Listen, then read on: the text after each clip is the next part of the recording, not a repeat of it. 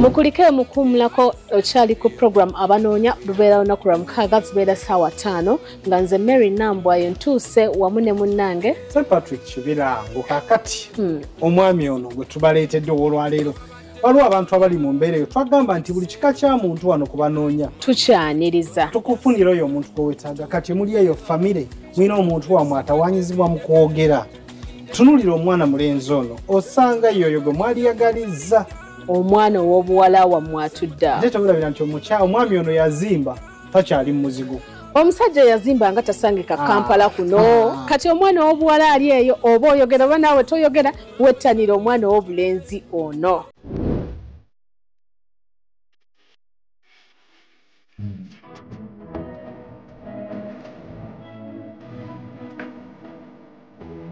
Musajja gwe nkuleetedde njagala nsooke nkuwe atambudde naye atubuulira amannya go seba amannya go gwani era omuntu gw'oleese ku banoonya yaani nakyo ekikuleese wano. Amannya gange mpitibwa Kimera Matthew. Ndeese muganda wange ono anoonya mubeezi. Era muganda wange ono aludde ebbanga talina mubeezi so anoonya mubeezi amannya ge ayitibwa Vincent Kaawe alina emyaka 27 musajja mulimi musajja mulunzi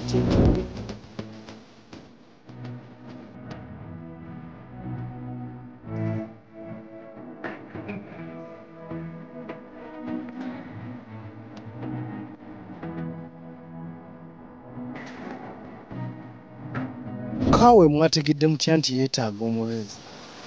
Kaawe oyo ye yatwegambidde kennyini aludde ebbanga anoonya omubeezi n'asalawo ajje kubanoonya asobole okufuna omubeezi. Katubuuzeeko Kaawe tunnyonnyole omukyala oyagala afaanana atya? Ekyo ky'olabye agamba nti ayagala omukyala nga muwanvu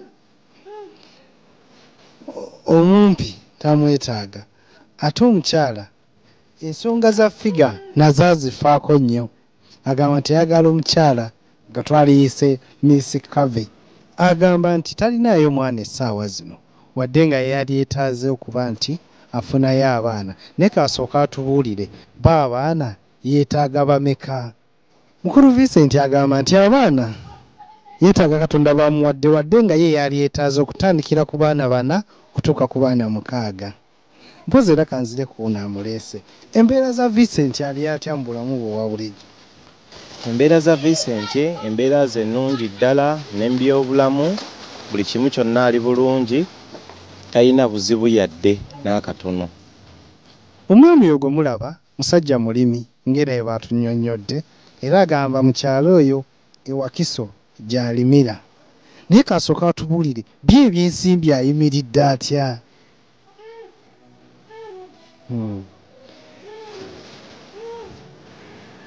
Era agamba nti mu nsonga y'ebyensimbi tasabirwa mu kyalo eyo alina ebyobugagga bwe bingi. Ali eyo omukyala nga weetaaga omusajja atakyasabirwa mu byensimbi. Mpozi kyenjagala Vincent atubuulire ekika ky'omukyala yeetaaga ayogera oba agamba nti omukulu yeetaaga omukyala ali mu ki mu mbeera ng'eye naye oli ne wabeera ng'awuliramu katono tamulinaako buzibu. Kyokka ono omukyala ayogera ennyo oba ayogerera waggulu. Vincent takolagana naye n'olwekyo omukyala ali eyo nga gwe oyogerera waggulu. Vincent agamba nti takolagana naawe ayagalira ddala omuntu oyo ajja mu mbeera ze atayogera. Vincent yasoma kyenkana ki? Vincent yakoma mu kya 7 nga bw'omanya embeera y'obutayogera ate mu kyalo so n'akomaawo. Naye musajja alabika obulungi. Kikyayo kyama kiri kimu? Ekyama kya Vincent kyemmanyi yeekolera ssente ze okulunda alunda akola ssente ze ng'omuntu era takkiriza kubeerawo nga talina adde 10 abeera ne ssente ze kuba n'okuzimba yeezimbira amaka ge agalina. Tapangisa alina amaka ge. Obufunza amaka ga Vincent gabulamu omukyala kyekyoka. Gabulamu omukyala n'ebimuli by'abaana. Omukyala mwetaaga wa ddiini ki? Omukyala twandyagadde abakyala bonna ab'eddiini endala okuggyako omusiraamu tetumwetaaga. Omukatuliki, omuseveniside, omukristaayo, omulokole abo bo abeetaaga. Naye nga ye omwami mukatuliki. Ye Kadaali amwagala.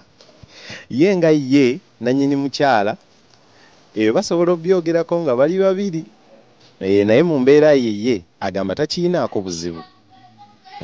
Omukyala bw'anaabeera musiimi. Kozi yagambye ayagala mukyala afaanana ati.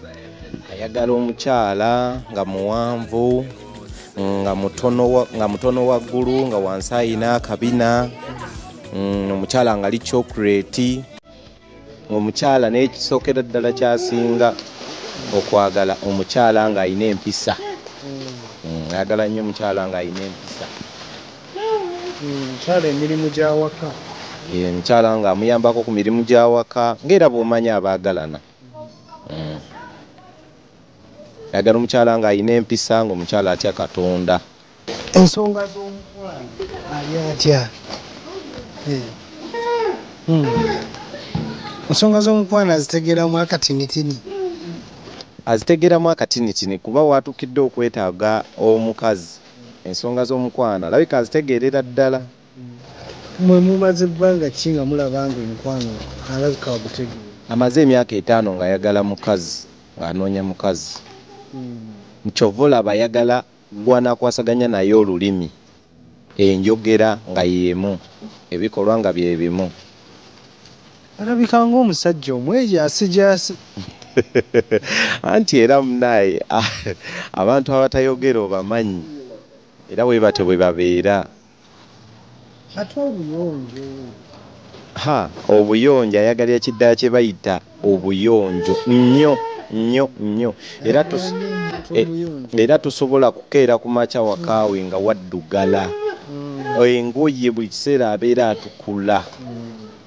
Buli kiseera era atukula. Olaba n'engoye zaaviiramu okuva ku mirimu gye gyakola. Akumawo n'azeeyoleza. Naye anaayamba ku mukyala ewaka. Ekyokuyamba ku mukyala ewaka tayinza butamuyambako kasita abeera nga bakwataganye.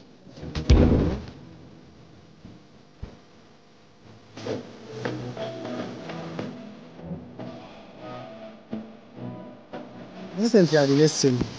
Alina essimu ye. Kati amwetaaga akola ati amuweereza ka message. Amwetaaze ajja tukubirako ku simu zaffe. Ajja tukubirako ku namba yaffe ya Airtel eri 0752 84 5555.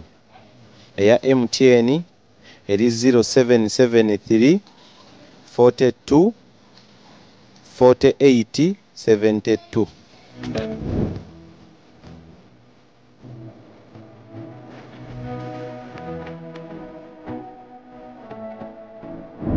Nakugamba program abanoonya ye program ennyuvu waneeno ku Bukeerere TV zibeera ssaawa 5 nateera nkumaliriza 7 Stars Beauty World walieri ekibyegamba omukyala yenna ayagala obwambalo batuukeko wabula tugaana kunoonya mwagalwawo.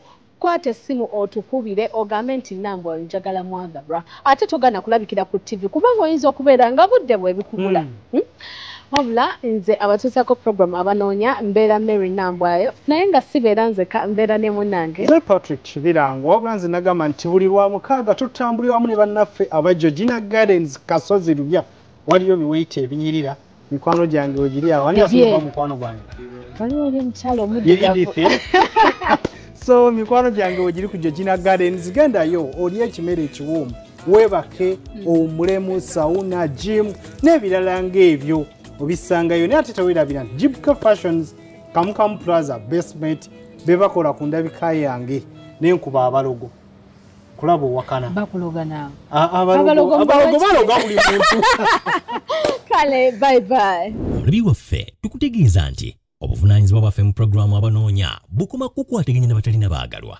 Tetuvunaanyizibwa kubiddirira era tukubiriza abasiimaganye okubeera abeegendereza n'okusooka okusisinkana mu kifo eky'olukale. Tetusaba ssente kukwataganya